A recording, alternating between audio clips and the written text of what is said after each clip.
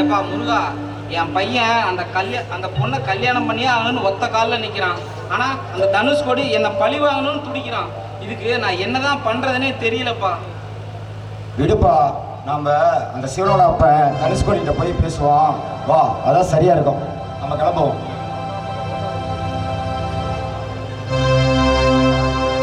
ஐயா, இங்க பாத்தீங்களா? ரத்ன சார் அவங்க வீட்டுக்கு போகலான்னு பார்த்தோம். அவர் இங்கேயே இருக்கிறாரு. ஆமாப்பா ரத்னசாமி, நானும் உன்னை பார்க்கலான்னு தான் ஒரு விஷயமா பேசலான்னு வந்தேன். நீங்க என்ன பார்க்க வந்தீங்களா? என்ன விஷயம்? அதுங்களா, லதா இருக்க கல்யாண விஷயமா தான். என்னது, நீங்களே இதை பத்தி தான் பேச வந்தீங்களா? நல்லதா போச்சு. ரத்னசாமி, நான் தான். தனுஷ்கோடி, பழச மனசுல வச்சுக்காம பசங்களோட வாழ்க்கை தான் முக்கியம்னு நீங்க பேச வந்திருக்கீங்கல்ல, எனக்கு ரொம்ப சந்தோஷமா இருக்கு.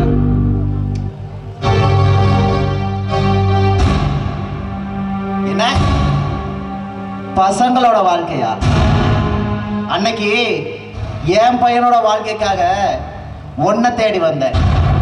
அந்த நிலத்தை கொடுன்னு எவ்வளவோ கேட்டேன், ஆனா நீ கொடுக்கல. இப்போ உன் பையனோட வாழ்க்கைக்காக என் பொண்ணை கேட்டு வந்திருக்க. உனக்கு எவ்வளவு தைரியம் இருக்கும்? தனுஷ்கோடி, பழச மனசுல வச்சுக்காதீங்க. தயவு செஞ்சு பசங்களை சேர்த்து வைங்க. சேர்த்து வைக்கிறதா?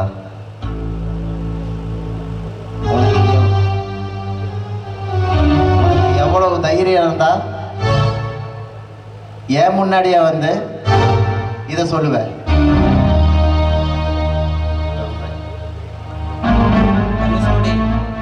புரிஞ்சுக்கோங்க, இது நம்ம பசங்களோட வாழ்க்கை.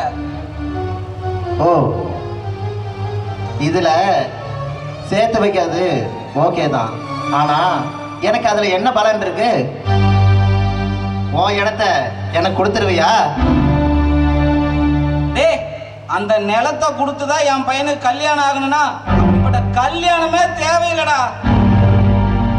விவசாயத்தை அழிச்சுதான் என் பையன் ஒரு வாழ்க்கை வாழணும்னா அப்படிப்பட்ட வாழ்க்கையே தேவையில்லடா. டேய், கேவலம் விவசாயி உனக்கே இவ்வளவு திமிரு இருந்தா அந்த நிலத்தை அழிச்சு பல கோடி ரூபாய் முதலீடு போட்ட எனக்கு எவ்வளவு திமிரு இருக்கும்? இதுக்கு மேல உன்னை விட்டு வச்சா எனக்கு தாண்டா அசிக்கும். டேய் ஆனந்த், எறாத.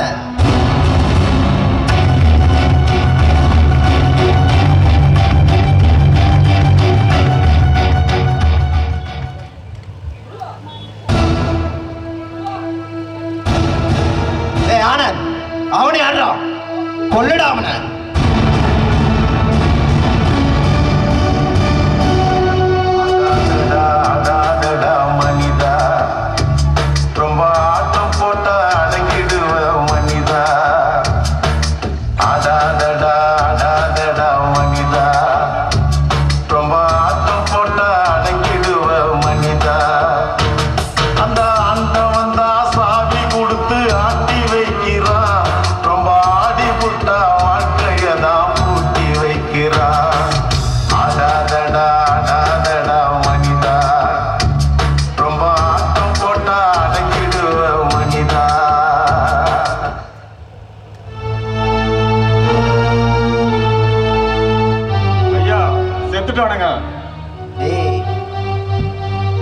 எதுக்கு வந்தோமோ அந்த வேலை முடிஞ்சுச்சு.